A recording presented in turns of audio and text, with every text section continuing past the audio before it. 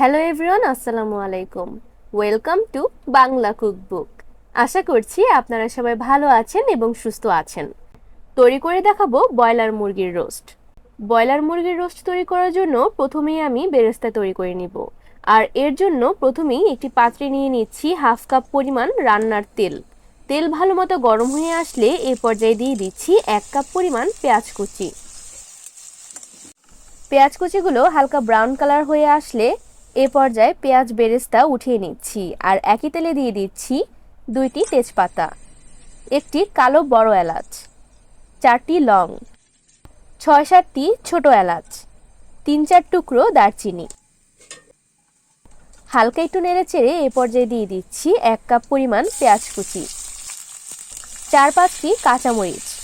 কাঁচামরিচগুলো আমি মাঝখান থেকে কেটে দিয়েছি।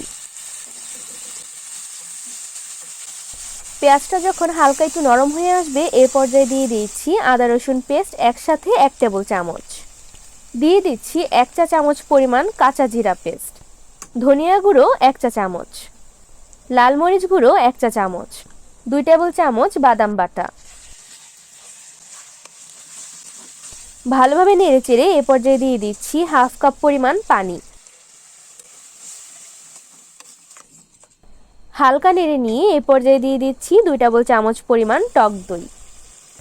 ভালোভাবে নেড়েচেড়ে এ পর্যায়ে দিয়ে দিচ্ছি পরিষ্কার করে ধুয়ে পানি ঝরিয়ে নেওয়া ব্রয়লার মুরগির পিসগুলো।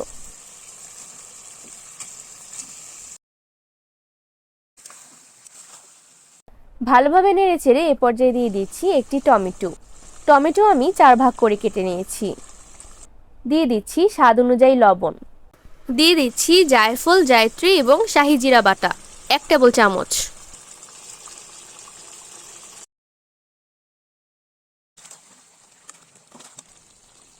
ভালোভাবে নেড়েচেড়ে ঢেকে দিয়েছিলাম 5 মিনিটের জন্য।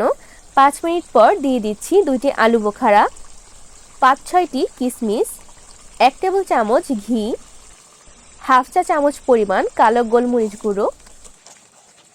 ভালোভাবে নেড়ে নিয়ে এ পর্যায়ে দিয়ে দিচ্ছি 1 টেবিল চামচ পরিমাণ গুঁড়ো দুধ, চিনি 1/4 চা চামচ।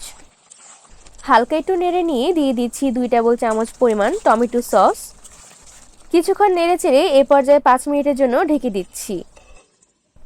5 মিনিট পর ঢাকনা উঠিয়ে দিয়ে দিচ্ছি 4-5টি আস্ত কাঁচামরিচ। দিয়ে দিচ্ছি ভেজে রাখা পেঁয়াজ বেরেস্তা।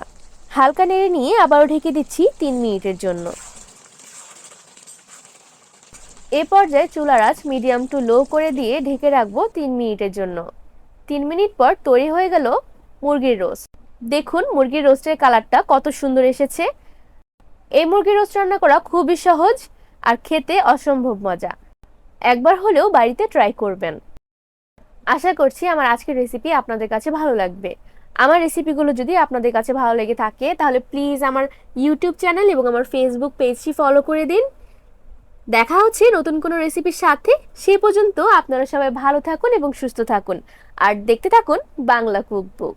আল্লাহ হাফিজ।